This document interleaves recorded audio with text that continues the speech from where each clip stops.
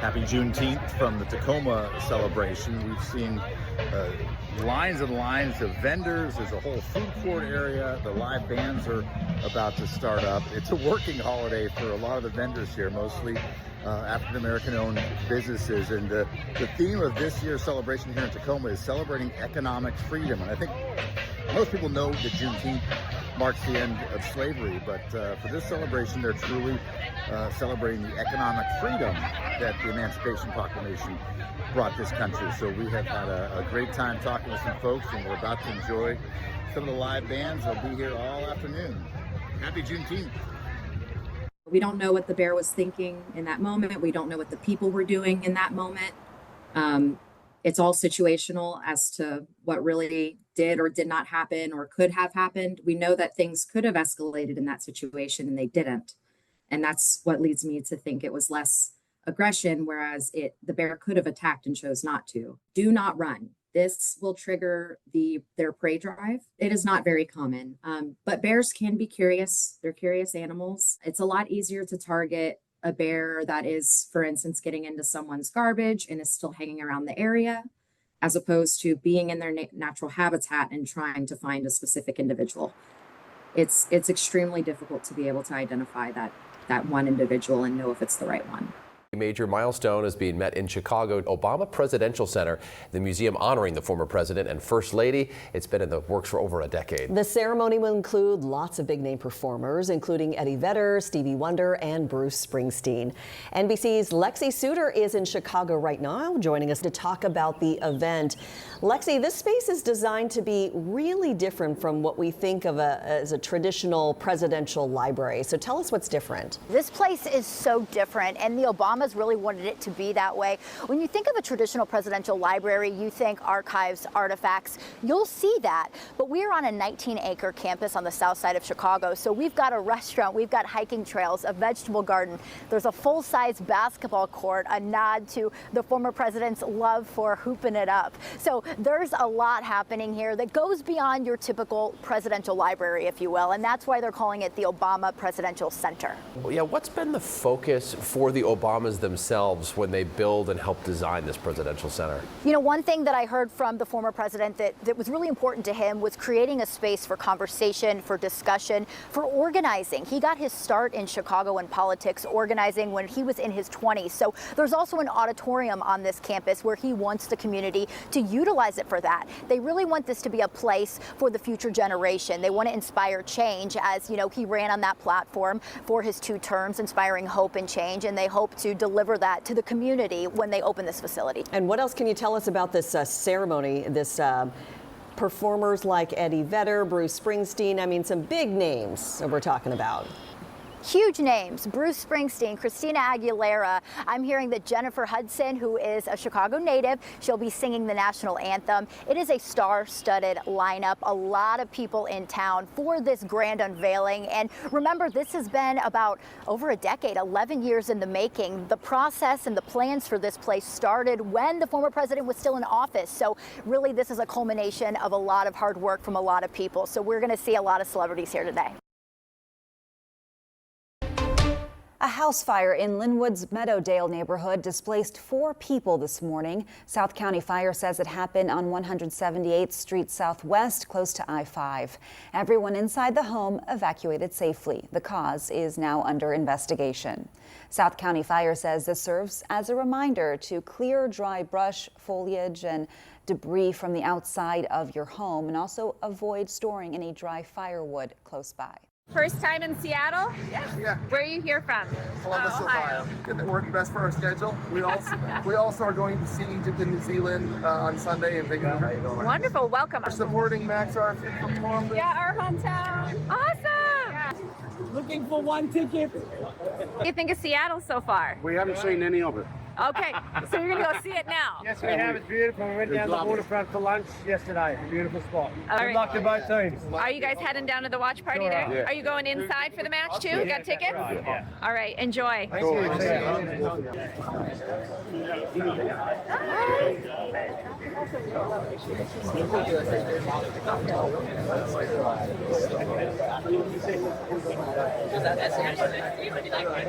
Tell us about your journey to get here. So many places.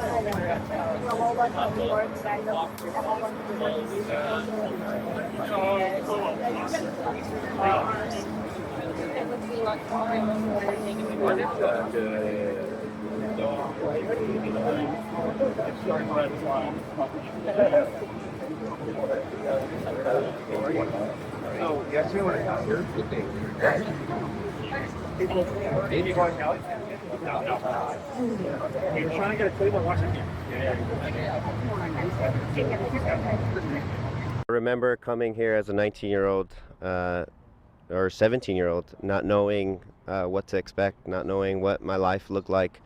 And 2 years later, after some really core memories here on this field, to be able to be drafted by Seattle, and again with not knowing what to expect professionally, I'm here 13 years later. It's a treat. It's amazing to be able to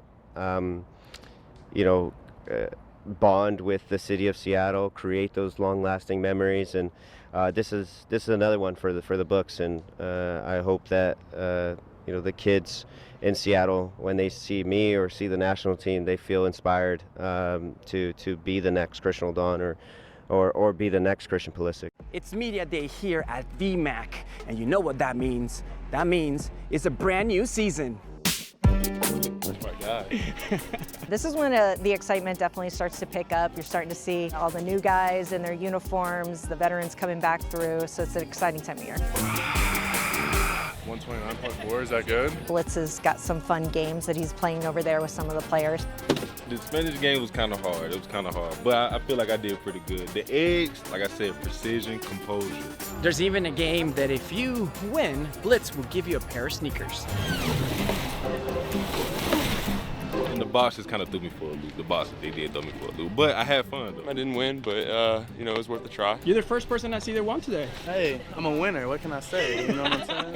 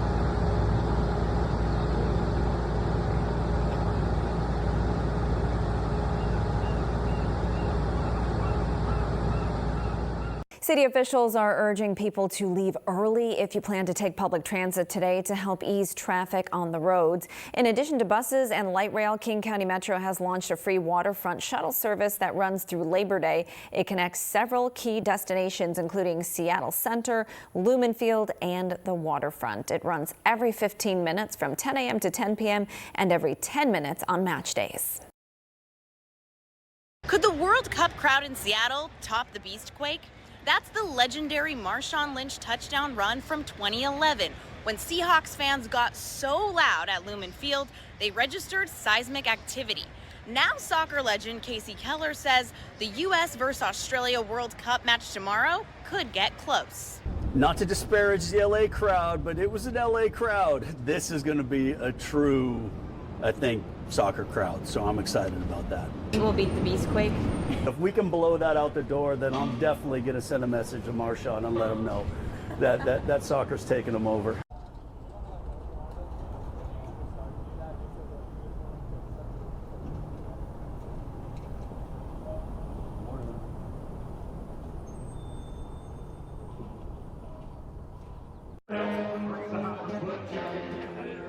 Boy, I might be the only person not jamming onto Pier 62 in Seattle today, home to the official soccer celebration.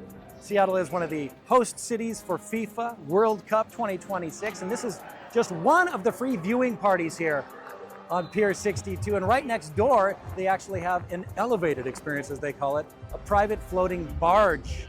Fancy drinks, food, some shelter, even some soccer celebrity experiences on board. As you can see, it gets a bit packed on the pier, and they are expecting capacity on Friday as they host Team USA versus Australia.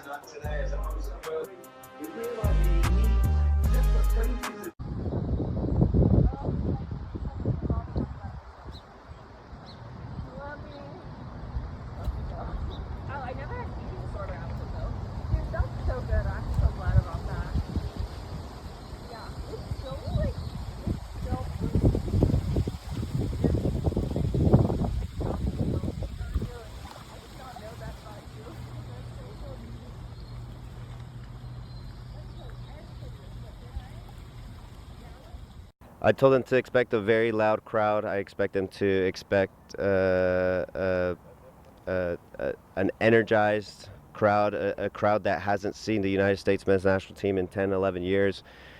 This is a city that's ready to host these types of events. From the march to the match to how loud the stadium will be. Hopefully the boom boom clap. I think the city of Seattle is going to create that advantage for the United States men's national team. I asked Seattle soccer legend Casey Keller what surprised him most about the World Cup opener in Los Angeles, and somehow his answer ended with David Beckham explaining the offside rule to Tom Cruise. There were some things that I kind of chuckled at a little bit in LA. Like what? Well, one goal was offside, and you know, the educated soccer fan always knows to look at the sideline to see if the flag's up or not.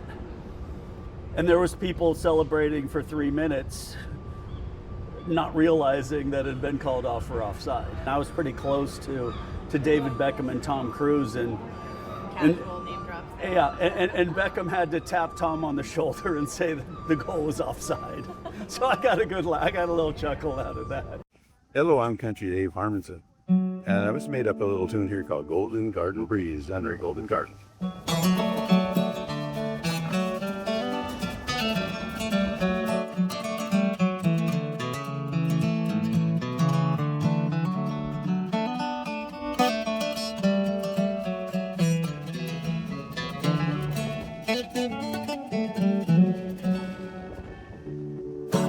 Thank you, Dave. I hope you enjoy. Annie wasn't afraid to do anything to do or ask for anything that she needed to make this function work.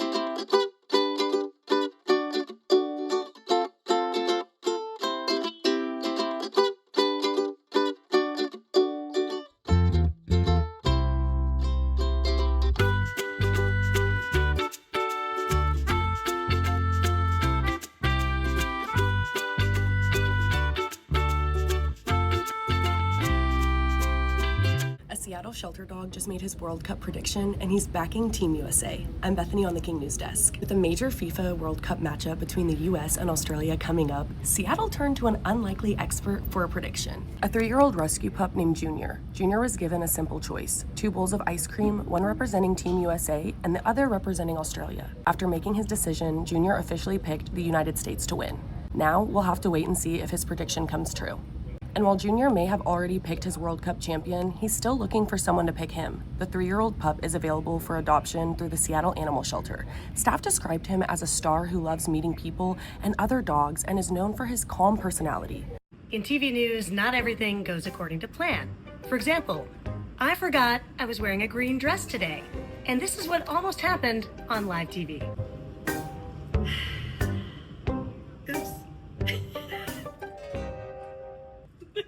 So we'll be tired when we get home, but in the best way. Fresh off the train from Vancouver, Australian fans are descending into Seattle. This is a 9.5 out of 10. This is a massive game for us to see.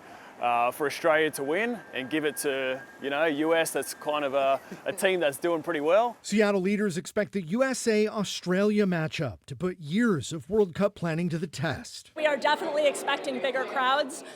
Plans for this event have been in the works for years, like literally years. So we're feeling really confident about our ability to handle both the scale of those crowds, the transportation challenges. Friday is also Juneteenth, which marks the end of slavery in the United States. Organizers say communities across the city will hold celebrations, including local Black artists, performers, and community voices. And I was lucky enough, I would say, I was the exception and not the rule. And so how do we have future young Black players being the rule, not the exception, and having the support that I had to reach their dream? It's Media Day here at VMAC, and you know what that means. That means it's a brand new season. We've got 10 sets this year, so everything from standard headshots we might gotta use that one. to the intro videos that we play in-game when the players are coming out, to some social media sets. This is such a fun team. That's like a real treat this year, just watching how willing this team is to kind of participate as a group. It's really fun.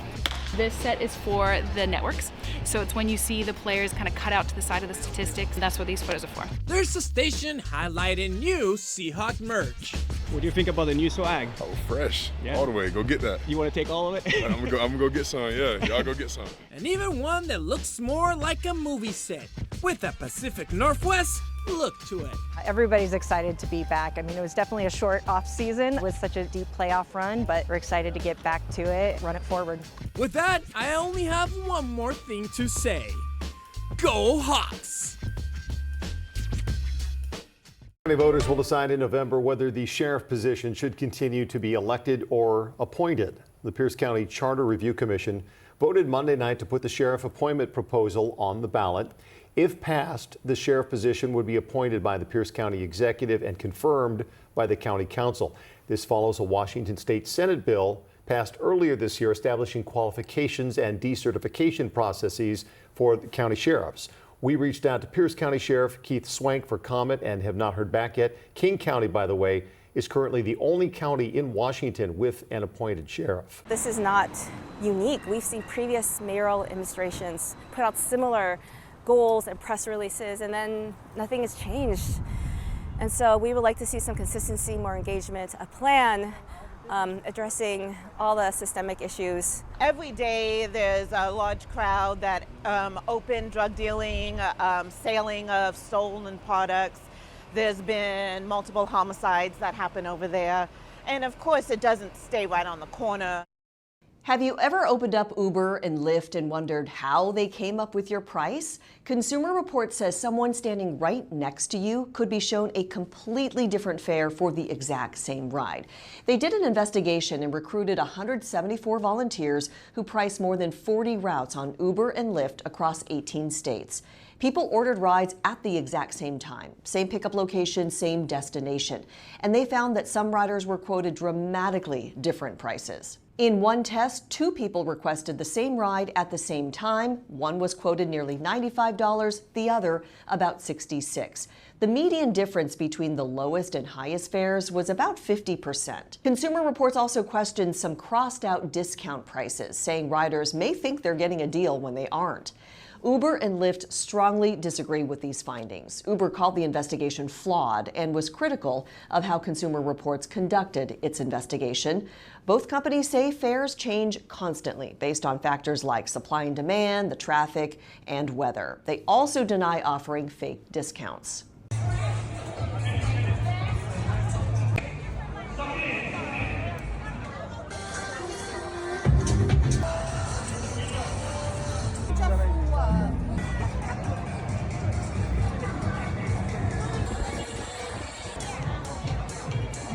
I'm so dead serious. Let's get seated and eat, folks. Let's do it. What are you holding in your hand? This is the Tiger Tail handheld foam roller massage stick. We call it the 18-inch original. And what can I use that for?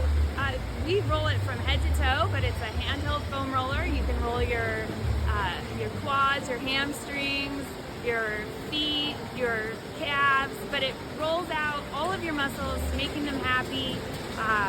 This center part spins. So, super easy. Spin and roll, and it's going to take all those grumpy muscles and turn them happy.